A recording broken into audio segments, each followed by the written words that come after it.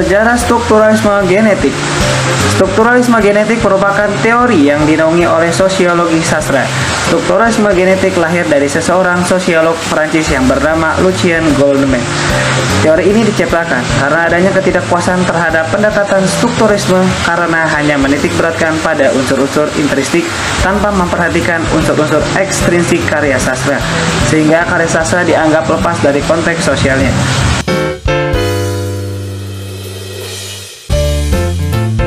Dari sudut pandang sosiologi sastra, strukturalisme genetik menempatkan karya sastra sebagai data dasar penelitian dan memandangnya sebagai suatu sistem makna yang berlapis-lapis yang merupakan suatu totalitas yang tak dapat dipisah-pisahkan dan mono.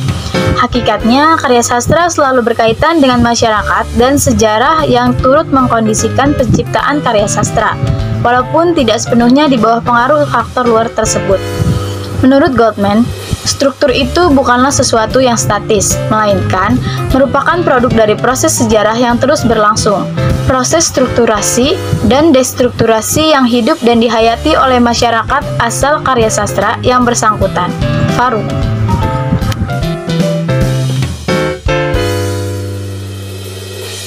Pengertian strukturalisme genetik.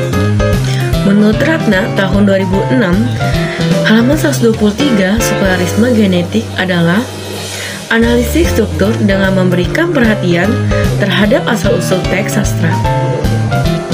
Meskipun sudah teruji validitasnya, strukturalisme genetik masih ditopang oleh beberapa konsep teori sosial lainnya.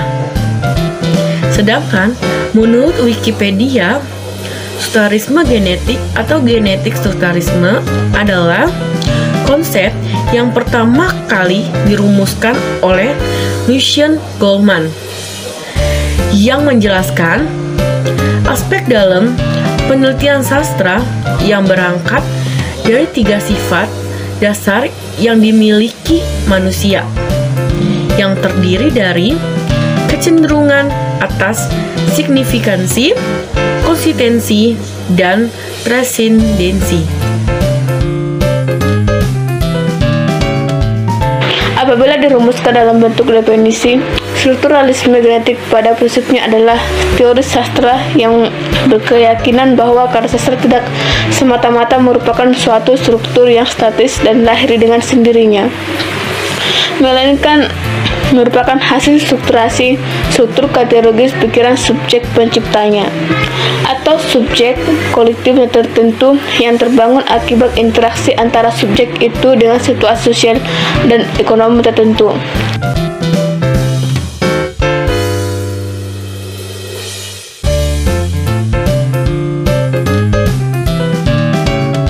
Berikutnya ada konsep strukturalisme genetik.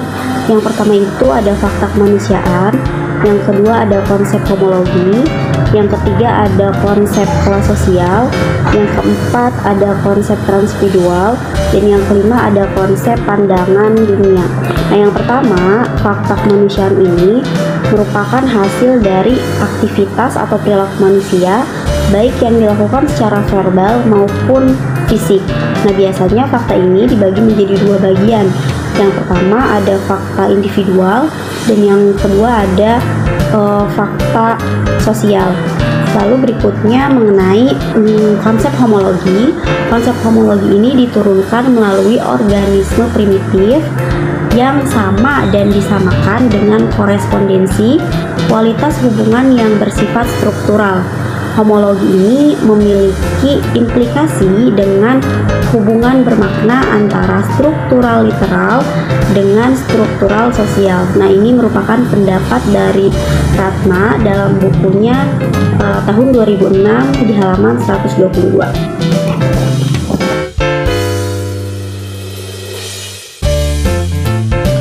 Konsep-konsep strukturalisme genetik selanjutnya yaitu kelas-kelas sosial. Kelas-kelas sosial adalah kolektivitas yang menciptakan gaya hidup tertentu dengan struktur yang ketat dan koheren. Kelas merupakan salah satu indikator untuk membatasi kenyataan sosial yang dimaksudkan oleh pengarang untuk mempengaruhi bentuk, fungsi, makna, dan gaya suatu karya seni. Yang keempat, subjek transindividual. konsep transindividual menurut Gottman menampilkan pikiran-pikiran individu tetapi dengan struktur mental kelompok. Menurut Faruk, subjek transindividual adalah subjek yang mengatasi individu yang di dalamnya individu hanya merupakan bagian. Dan yang kelima, konsep pandangan dunia. Pandangan dunia memicu subjek untuk mengarang dan dianggap sebagai salah satu ciri keberhasilan suatu karya. Dalam rangka strukturalisme genetik, pandangan dunia berfungsi untuk menunjukkan kecenderungan kolektivitas tertentu.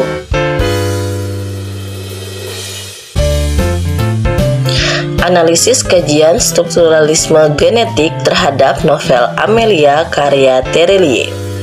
Contoh pada novel Amelia karya Terelier, pada analisis unsur intrinsik novel yaitu tema, novel ini mengangkat kisah anak bernama Amelia dalam menjalankan keseharian dan menghadapi problematikanya baik permasalahan dalam diri, keluarga, pertemanan, dan lingkungannya.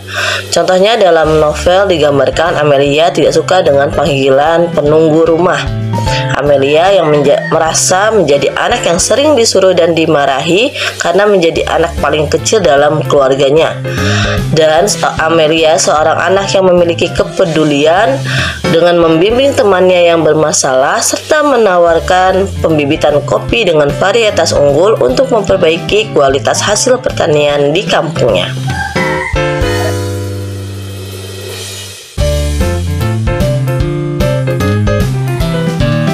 Tokoh utama sesuai dengan judulnya yaitu Amelia memiliki karakter manja namun bertanggung jawab, cerdas, memiliki kepedulian tinggi, dan memiliki keteguhan hati. Latar yang diangkat dalam novel ini salah satunya yaitu latar tempat tinggal Amelia dan keluarganya yang berada di pedalaman Sumatera di kawasan Bukit Barisan. Penulis novel ini ialah Terelier yang memiliki nama asli Darwis. Terelier lahir dan tumbuh dewasa di pedalaman Sumatera. Dalam kebanyakan karyanya, Terelier ingin membagi pemahaman bahwa sebetulnya hidup ini sederhana. Pandangan dunia dalam novel Amelia karya Terelier mengekspresikan pandangan dunia yang humanis, sosialis, dan religius. Dari presentasi kami dapat disimpulkan bahwa strukturalisme genetik memandang karya sastra tidak hanya sebagai yang memiliki struktur yang lepas-lepas, melainkan adanya campur tangan faktor-faktor lain seperti faktor sosial dalam proses penciptaannya. Teori ini hadir dan dianggap sebagai penyempurna teori strukturalisme murni dengan memasukkan unsur genetik dalam memahami karya sastra. Awalnya, teori ini diperkenalkan oleh Taine, yang selanjutnya diteruskan oleh Goldman. Menurut Goldman, ada beberapa unsur penopang dalam teori ini, yaitu fakta kemanusiaan, konsep subjek kolektif, pandangan dunia pengarang, dan konsep pemahaman penjelasan. Berdasarkan konsep teori tersebut, strukturalisme genetik merupakan cikal bakal penelitian sastra dari ranah sosial atau sosiologi sastra. Namun, kelebihan teori ini adalah kekonsistenan dalam mengedepankan pentingnya aspek struktur karya sastra.